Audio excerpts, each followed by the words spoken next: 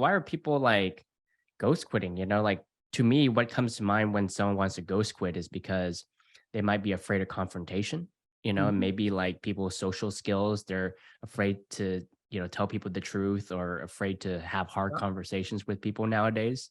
I So would agree. that's first thing comes to mind when I think of ghost quitting, but or being passive, aggressive. So why do you think people are ghost quitting and not going to their manager and saying, "Hey, I quit"? Yeah. I think your first assessment is probably a reasonable one. Several other conjectures would be the following. You're a millennial, right? Hmm. Have you ever heard your generation be described as entitled? Hmm. Yeah. And I think it's an unfortunate mischaracterization personally. However, if there's some of that energy, people are like, hey, I came to work, and millennials look for a different set of requirements to be in a workplace, right? Like, Hmm. not about a 401k, it's not about a company car. It's like they rather have a 4-day work week and you get like tickets to Coachella on the weekend reward instead of matching in a 401k, right? Right. But even more than that, and I think you know this as well, your generation is a deeply feeling generation or empathetic, right? Like, and I think that's going to be really useful in the not too distant future. But the point in bringing that up is there might be a little bit of this. Hey, I got nothing from them, so no need to give anything to them. See ya. Mm. Hmm. That's a possibility. Hmm. Right. And you are right. Some people just don't like confrontation. Hmm. Um, but in general, if the millennials are leaving, I think they're leaving because they like to even have a conversation Hmm. is a waste of their precious time because Right. nothing they can say can fix it. So, on What's they the go. point? Yeah. Mhm. Yeah. So like I think personally that both people are at fault. Mhm. So first of all, I think that, the person that's quitting, that's ghost quitting is at fault because, like you gotta have conversations that might make you feel uncomfortable, right? Mhm. And it's also kind of like professional to let people know if you're going to be leaving. Yeah, And so that's no that's doubt. just professional, and then as far as the companies go, like why didn't you create such a great culture where people feel safe to go to you and tell and for them to tell you that they're quitting, right? And so I think the company should take some responsibility too, and but frankly both parties are need to step it up. Well, it's just a general principle of life that it's good to communicate, right? Hmm. Like that's a useful thing. And as you were saying all that, I couldn't help but think that this is the area that one of the areas that PlayLab is focused on, answering the question, how do you really create psychological safety in the workplace? Because to your point, for those who don't want confrontation, there's a fear factor. I don't want to feel bad. It doesn't, and they're going to discount what I'm going to say. Like there's a whole list of why they're not doing it. And while both parties are contributors to the problem, I would say the company has a greater responsibility Mm. in the future more than ever to pay attention to, do we have a culture by design?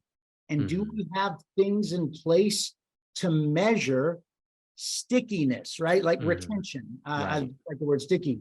Um, and more importantly, if I'm thinking something, is the manager asking the question, do I really know how my direct reports are doing, feeling about Hmm. their job, right? You know, and the problem with that is 50% of all managers around the world have never had formalized training. Hmm.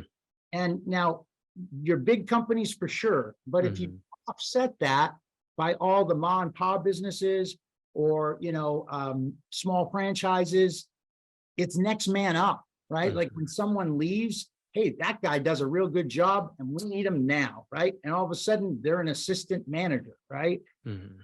But like if you think of things like, I remember when we now watch all our movies streaming, right? But I remember when you used to go to a video store to get your movies. And then for a while you'd have DVDs, and then those phased out, Blockbuster being the biggest one. Mhm. And I'm just recollecting a story of a friend's son who became an assistant manager and was all excited. And so I just asked him, I don't know, 15, 20 years ago. I said, well, that's cool. Like, what did they teach you? Mhm. And he said, well, I already knew how to use the register.